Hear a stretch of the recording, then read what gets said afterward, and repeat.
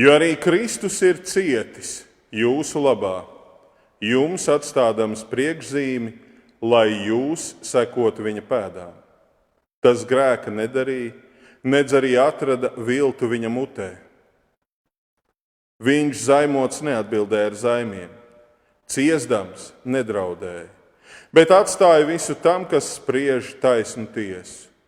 Viņš uznesa mūsu grēkus savā miesā pie staba, lai mēs, grēkiem miruši, dzīvot taisnībai.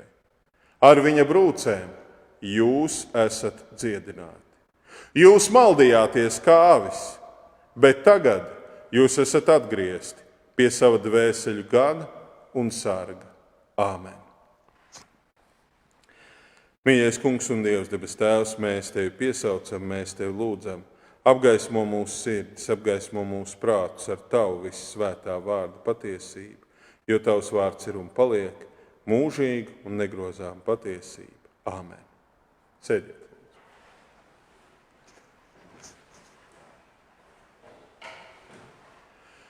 Jūs maldījāties, un tagad jūs esat atgriezti. Tā apustulis Pēteris, uzrunājot kristiešus, saka, jūs maldījāties. Cilvēks, kurš nav atradis Kristu, cilvēks, kurš nav atradis savu ceļu pie Kristus, maldās, turklāt maldās kā tāda avs, kura ir noklīdusi no ganāmā pulka. Aitas ir ārkārtīgi neaizsargāti dzīvnieki, un ilgstošā kultivēšana vai audzēšana cilvēku aizgādnībā, kad gans rūpējās par aitām, gana uz zaļainām ganībām, sargā no plēsīgiem zvēriem, tas gadu simtiem un tūkstošiem ir bijis tā, un aitas bez gana rūpēm, bez gana gādības izdzīvot vairāk nevar.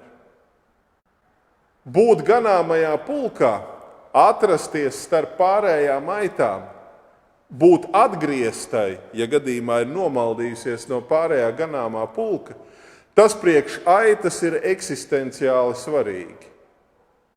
Aita viena pati, ja tā ir ārpus gana uzraudzības, ja tā ir ārpus bara, aita viena pati iet bojā.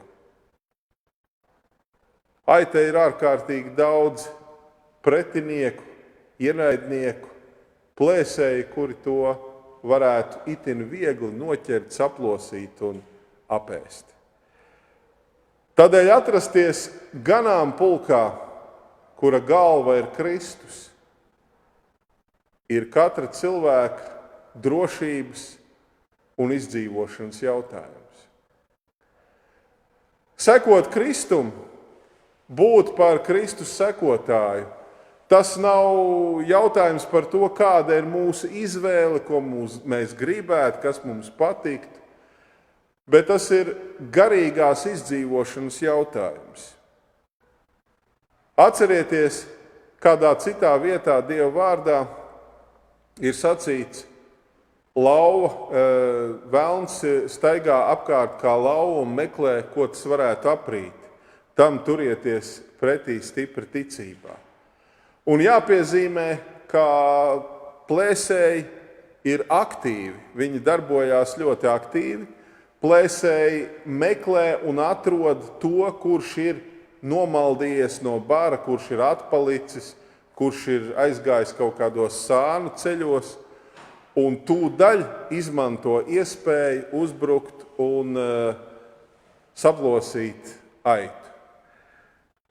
Līdzīgi arī velns uzbrūk cilvēkam, kurš nedzird labā gana Kristus balsi, kurš tai neseko. Līdzīgi arī velns uzbrūk cilvēkam. Un tad, kad jautā mācītāji, cik bieži man jānāk uz baznīcu, vai man obligāti jāpieder pie draudzes, vai es nevaru lūgt mājās zem koka, vai mežā zem egles, vai jūrā kāpās, vai kādā citā vietā, īsa atbilde no vienas puses, protams, ka var. Un tas ir labi, tas ir vajadzīgi, tas ir svētīgi lūgt Dievu dažādās vietās, zem egles, zem krūma, jūras krastā un vēl visur citur. Bet jautājums ir, vai tu piederi pie Kristus draudzes, vai tu piederi pie Kristus baznīcas, vai tu esi viena no Kristus ganāmā pulka avīm, vai tu klausies un dzirdi viņa balsi. Jo iešana baznīcā, dievkalpojuma apmeklēšana, piedalīšanās draudzes dzīvē un visas pārējās lietas, tas nav tikai jautājums par to, kur var vai kur nevar lūgt Dievu, kur var vai kur nevar dzirdēt Dieva balsi. Tas ir jautājums par to, kur mēs varam dzirdēt mūsu labā gana balsi, kur mēs varam piedzīvot to, kā viņš par mums rūpējās un viņš par mums gādā. Kur mēs varam piedzīvot to, ka mūsu labais gans runā uz mums, un kur ir tas drošais attālums, kurā mēs dzirdam sava labā gana labo balsi. Kristus ir kaut ko izdarījis, un Kristus ir parādījis to, ka viņš ir mūsu labais gans un ka viņam rūp avis. Tas, ko Kristus izdarīja pie krusta lieldienās, ar augšām celšanos tiek apzīmogots un svinēts. Viņš tiešām iesaistījās nāvīgā cīņā, kuru mēs ar saviem spēkiem uzvarēt nevarējām. Mēs nevarējām uzvarēt mūsu mūžseno ienaidnieku, kurš kārdināja un gandrīz pazudināja Ādamu un Ievu. Mēs nevaram uzvarēt velnu, kurš ir no iesākuma cilvēku pretinieks. Mēs nevaram pretī stāties Sātana viltībai un blēdībai. Pat Ādams un Ieva, kuri vēl nebija inficēti ar iedzimto grēku, nevarēja stāvēt velnam pretī viņa gudrībā, viņa viltībā Ēdenes dārzā. Cik gan mazāk mēs, kas jau esam Ādama un Ievas kritušie pēcnācēji, cik gan mazākā mērā mēs, kas esam ar iedzimto grēku, varam stāties pretī velnam. Kristus ir izcīnījis šo cīņu ar velnu, viņš ir miris un cietis mūsu labā. Un līdzīgi kā mēs lieldienu dziesmā dziedam, lielākā cīņa ir pabeigta. Proti, lielākā cīņa, kur Jēzus uzvar velnu, šī lielākā cīņa ir pabeigta. Kristus ir guvis uzvaru. Bet tas, ka lielākā cīņa ir pabeigta, tas nenozīmē, ka cīņa vispār ir pabeigta. Katram no mums, kas esam kļuvuši par Kristus sekotājiem, ir jāizcīna sava garīgā cīņa. Un šai ziņā apustulis Pēteris raksta, ka Kristus, ar savām ciešanām, ar savu nāvi, viņš ir izcīnījis uzvaru, kā mēs dziedam dziesmā. Bet reizē viņš mums ir atstājis arī priekšzīmi, lai mēs sekotu, kā apustulis Pēteris saka, viņa pēdām. Kādā veidā sekot? Pirmkārt tajā, ka Kristus grēka nedarīja. Kristū nebija viltus. Viņš viņš pat ciešot pie krusta, pat vissāpīgākajos, visgrūtākajos dzīves brīžos izturējās ļoti labi. Viņš zaimots neatbildēja ar zaimiem, un pret tiem, kas viņu mocīja, un pret tiem, kas viņu nogalināja, izturējās ar laipnību un mīlestību, kaut gan pats tajā laikā cieta. Un kā apustulis Pēteris saka, Kristus ar to mums ir atstājis priekšzīmi. Priekšzīmi, kā arī mums savā dzīvē ir jāmācās dzīvot taisnu, svētu, Dievam tīkamu dzīvi. Jā, tā nekad nebūs tik tīra un tik svēta kā Kristus dzīve. Mums vienmēr būs kādi grēki, kādi trūkumi, kādas vainas, bet mēs varam censties, lai to būtu pēc iespējas mazāk. Kristus pacieta ļaunumu līdz pat nāvei un izdzīvoja ciešanas, nelādot un nezaimojot tos, kuri viņam darīja ļaunu, kuri darīja netaisnību. Arī šeit mēs varam mācīties no Kristus.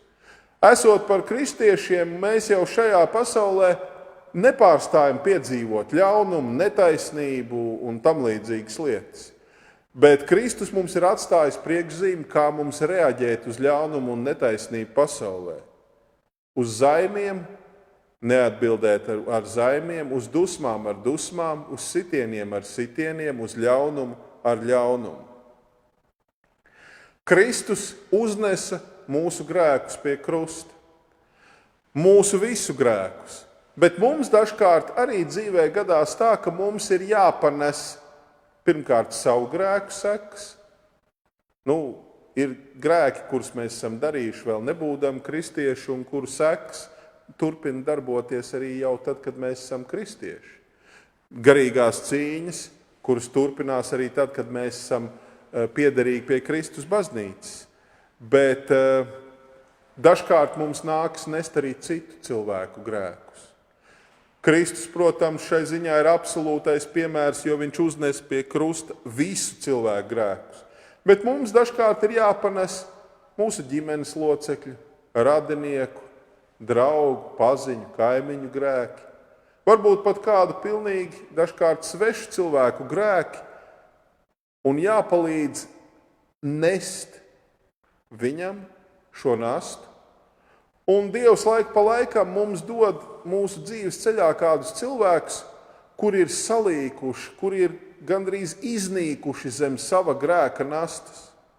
Un tu, mēs esam tur līdzās, un mēs varam palīdzēt, ja ne atņemt to grēku, ja ne pilnībā noņemt, to var tikai Kristus, bet palīdzēt viņam nest, vai palīdzēt atrast to, kurš var viņu pilnībā atbrīvot no šīs grēka nastas, to gan mēs varam.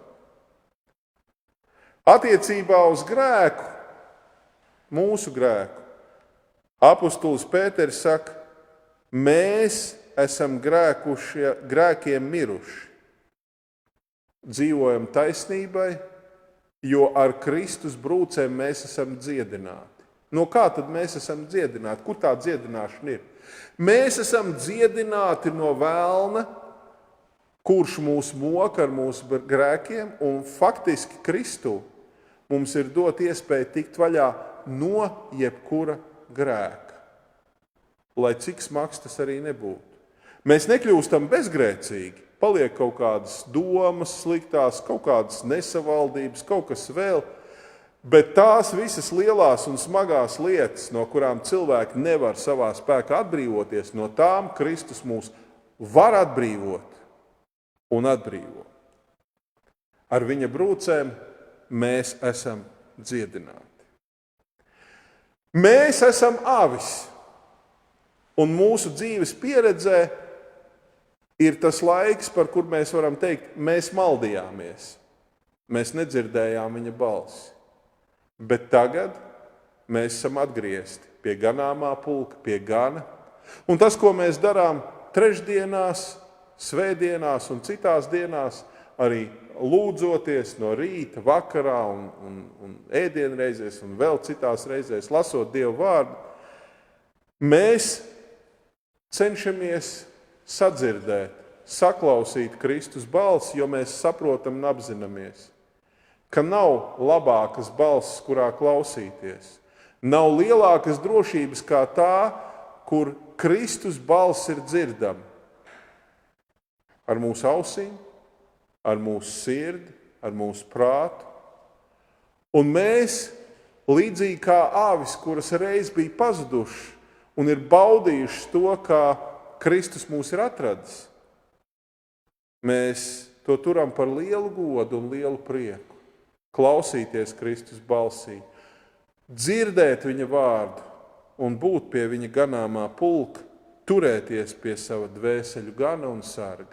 Un lai Dievs žēlīgi palīdz un dod saprašanu un spēku, ka mēs arī līdz tam laikam, kas mums ir nolikt šeit uz zemes, varētu turēties pie Kristus, neatkāpjoties no viņa, ne par soli un nebēgot un nemaldoties, bet paklausībā, sekot viņam, klausot viņa balsī. Āmen.